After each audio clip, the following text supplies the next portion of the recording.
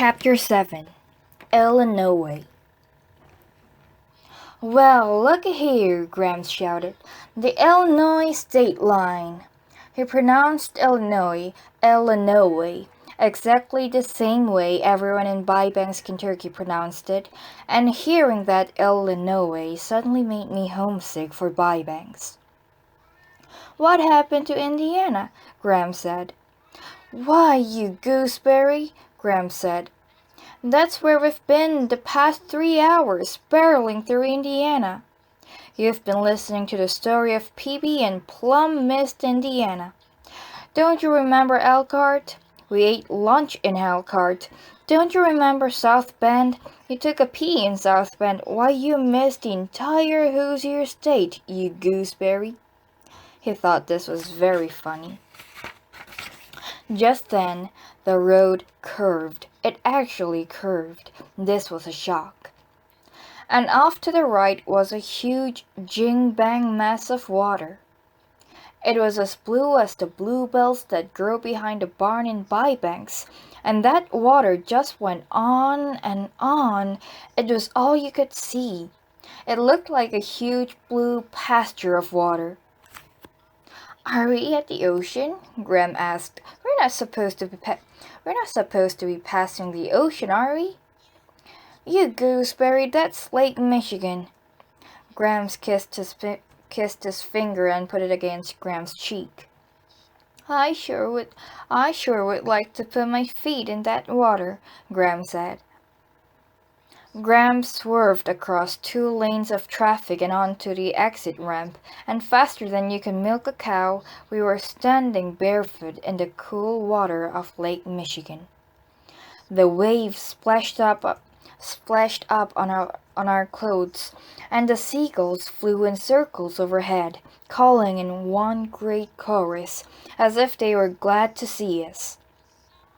"Huzzah, huzzah," Graham said, wriggling her heels into the sand. "Huzzah, huzzah." We stopped that night on the outskirts of Chicago. I looked around at what I could see of Illinois from the Howard Johnson Motel, and it might as well have been 7,000 miles from the lake. It all looked precisely like northern Ohio to me, with its flat land and long, straight roads, and I thought what a very long journey this was going to be. With the dark came the whispers, "Rush, hurry, rush." That night I lay there trying to imagine Lewiston, Idaho, but my mind would not go forward to a place I had never been. Instead, I kept drifting back to Bybanks. When my mother left for Lewiston, Idaho, that April, my first thoughts were, how could she do that? How could she leave me? As the days went on, many things were harder and sadder, but some things were strangely easier. When my mother had been there, I was like a mirror. If she was happy, I was happy. If she was sad, I was sad. For the first few days after she left, I felt numb, non-feeling. I didn't know how to feel. I would find myself looking around for her to see what I might want to feel. One day, about 2 weeks after she had left, I was standing against the fence watching a newborn calf wobble on its thin legs. It tripped and wobbled and swung its big head in my direction and gave me a sweet, loving look. "Oh," I thought, "I am happy at this moment in time." I was surprised that I knew this all by myself, without my mother there. And that night in bed, I did not cry. I said to myself, "Salamanca Treehiddle, you can be happy without her." It seemed a mean thought, and I was sorry for it, but it felt true. In the motel, as I was remembering these things, Graham came and sat on the edge of my bed. She said, "Do you miss your daddy? Do you want to call him?" I did miss him. I did miss him, and I did want to call him, but I said, no, I'm fine, really. He might think I was a goose if I had to call him already.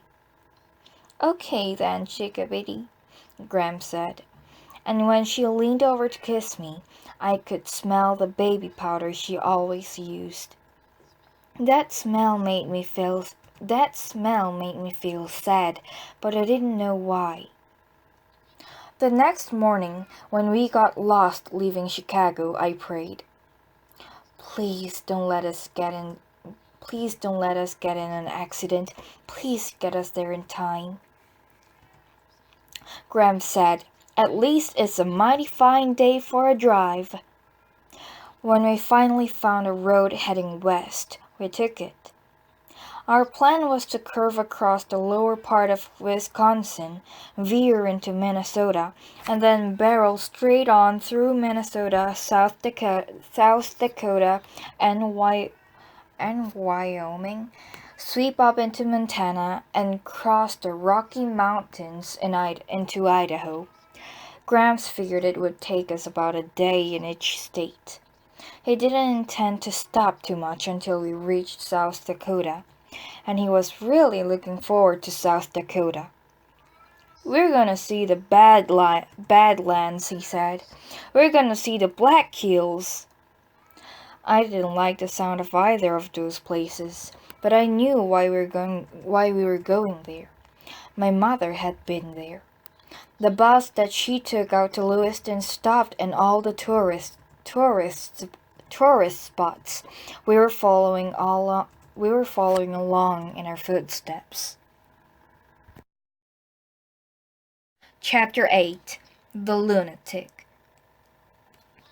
Once we were well on the road out of Illinois, Gram said, Go on with Peavy. What happened next? Do you want to hear about the lunatic? Goodness, Gram said.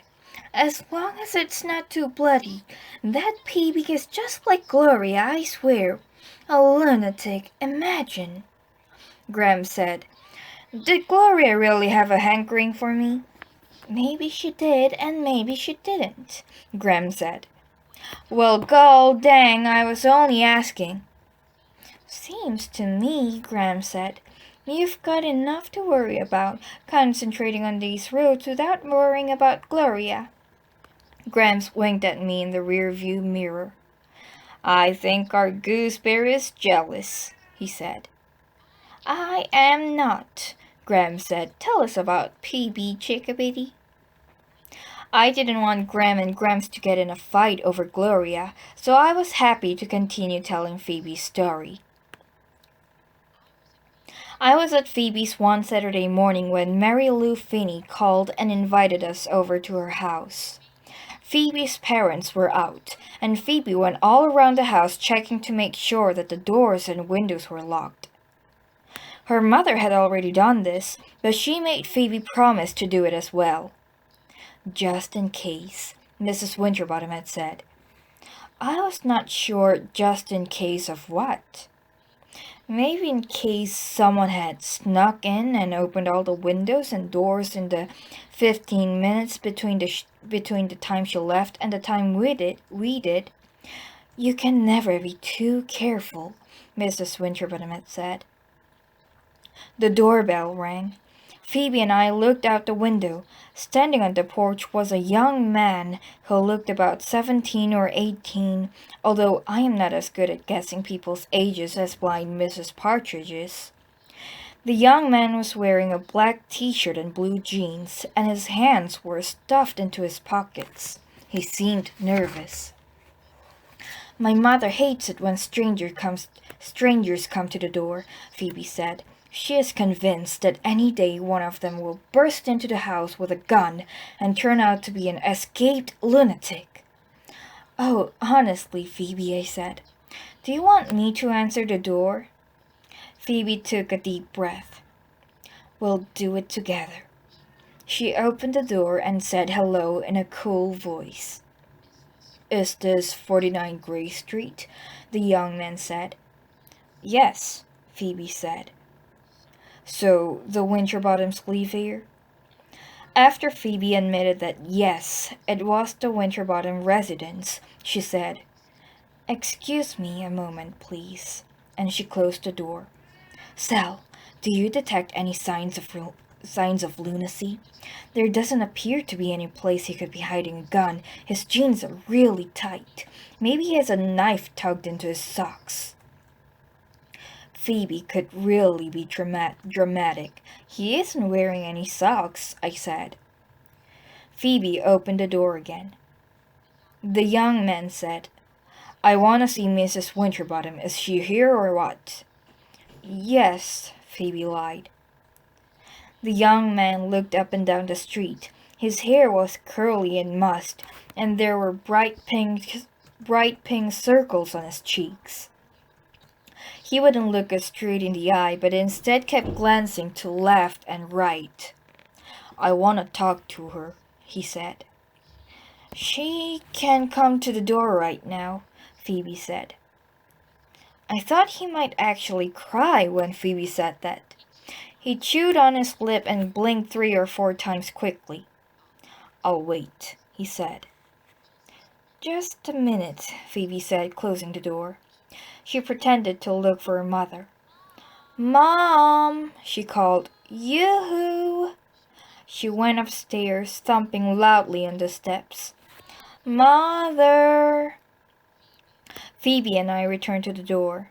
He was still standing there with his hands in his pockets, staring mournfully at Phoebe's house. "That's strange," Phoebe said to him. "I thought she was here, but she must have gone out. There's a whole lot of other people here, though," she added quickly. "Scads and scads of people, but no Mrs. Winterbottom." "Is Mrs. Winterbottom your mother?" he asked. "Yes," Phoebe said. "Would you like me to leave a message?" The little pink circles on his cheeks became even pinker. "No," he said. "No, I don't think so, no." He looked up and down the street, and then up at the number above the door. "What's your name?" "Phoebe." He repeated her name. Phoebe Winterbottom. I thought he was going to make a joke about her name, but he didn't. He glanced at me. Are you a Winterbottom too?" he asked. "No," I said. "I'm a visitor." And then he left. He just turned around, walked slowly down the porch steps and on down the street. We waited until he had turned the corner before we left. We ran all the way to Mary Lou's. Phoebe was certain that the young man was going to ambush us. Honestly, like I said, she has a vivid imagination.